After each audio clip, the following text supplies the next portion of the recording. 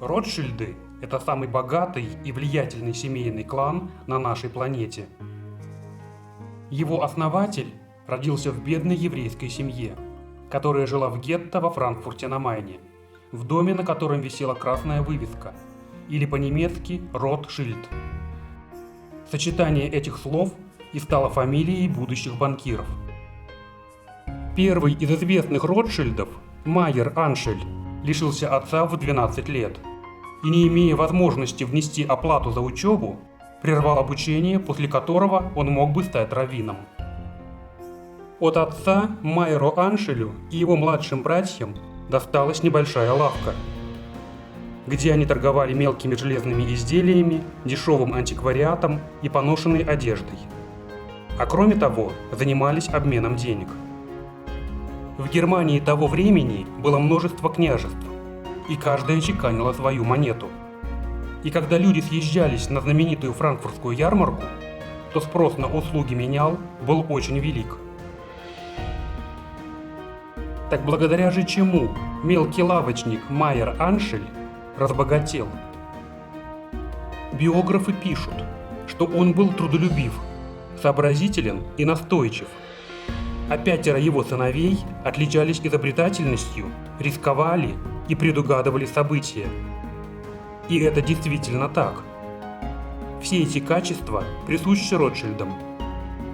Но разбогатели они в первую очередь благодаря тому, что сумели втереться в доверие к сильным мира сего и не скупились на взятки чиновникам, которые и обеспечили им высокие доходы. Взлету к финансовому могуществу Майер Аншель обязан тем, что обслуживал курфюрста германского княжества Гессен, Вильгельма I. Этот князь занимался тем, что торговал жизнью подданных. Он сдавал в аренду солдат своей хорошо обученной армии. А когда наемник погибал, то получал за каждого мертвеца большие выплаты. И эта необычная работорговля приносила огромные прибыли. В конце XVIII и начале XIX века в Европе и в Северной Америке не прекращались войны и революции, и всем требовались наемники. А кроме Вильгельма I, никто в Европе не догадался наживаться на торговле живым товаром, который ценился намного дороже африканских рабов. И вскоре князь небольшого немецкого княжества стал богаче французских, английских и испанских монархов. Вильгельм I был страстным нумизматом, он собирал уникальную коллекцию старинных монет. Зная об этом увлечении, Майер Аншель Ротшильд скупал редкие монеты и к каждому празднику дарил их казначею Вильгельма, Карлу Будерсу. От него они попадали в коллекцию князя. Расположив к себе Будерса, Ротшильд с его помощью вошел в доверие и к Вильгельму. Имея огромные деньги, князь давно хотел заняться самым прибыльным делом – ростовщичеством. Но в то время для христианина, и тем более монарха, это считалось позорным. А Ротшильд подсказал, как следует поступить в этой ситуации. Князь доверил ему свои деньги, а Майер Аншель стал раздавать кредиты от своего имени. Ведь евреям вера не запрещает быть ростовщиками. Прибыль Ротшильд честно отдавал Вильгельму, но небольшие комиссионные с оборота огромных сумм вскоре позволили владельцу маленькой лавки во франкфуртском гетто открыть свой вполне солидный банк.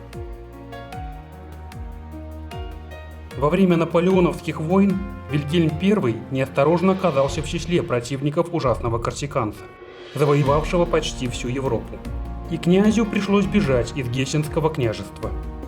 Свои несметные сокровища, которые французы объявили конфискованными, он опять доверил Ротшильду.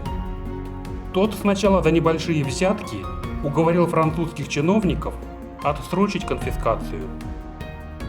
А потом все деньги Вильгельма I бесследно пропали, и полиция Наполеона так и не смогла их разыскать.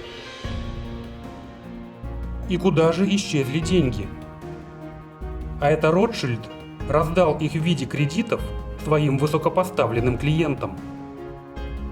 А когда кредиты вернулись с процентами, Ротшильд честно возвратил основной капитал Вильгельму I. А проценты, полученные от этой рискованной многолетней операции, сделали банк Ротшильда одним из первых в Европе. У Вильгельма I было несколько любовниц и больше 2 десятков детей от них. Деньги на их воспитание князь передавал тоже через Ротшильда. И постепенно Майер Аншель Ротшильд стал для князя незаменимым советником. И Ротшильд уговорил Вильгельма I купить английские государственные облигации. Эту сделку мог бы осуществить сын Ротшильда, Натан, которого тот давно отправил в Англию. Ротшильд уверял, что облигации позволят не только уберечь капитал во время войн, но и принесут прибыль, а себе за хлопоты просил всего лишь 1/8 с каждого процента прибыли. Князь согласился и передал Натану 500 000 фунтов стерлингов для покупки облигаций. Это равнозначно $5 миллионам в наши дни. Но получив в свое распоряжение такую огромную сумму, Натан не стал покупать облигации. Располагая сведениями от своих платных агентов, он понял, что облигации не подорожают, а наоборот, подешевеют. И Натан почти 2 года крутил деньги Вильгельма на бирже, раздавал кредиты, финансировал выгодные торговые сделки и выручил вдвое больше, чем он получил от князя, то есть 1 000 000 фунтов стерлингов. А когда Вильгельм стал волноваться о своих деньгах, так как курс облигаций к этому времени уже упал почти на 20%, Натан приобрел их для князя и честно показал в отчете дополнительную прибыль за счет покупки по более дешевой цене. А Майер Аншель, отец Натана, получил свою ничтожную 8-ю долю от каждого процента прибыли этой сделки. А доход, который Натан выручил за 2 года, пока он распоряжался деньгами князя, дал возможность Ротшильдам занять ведущее положение среди европейских финансистов эпохи наполеоновских войн. Так Ротшильды заработали свои первые капиталы. Со временем богатства курфюрста Вильгельма I распылились и исчезли. А Ротшильды сказочно приумножили свое состояние уже после поражения Наполеона.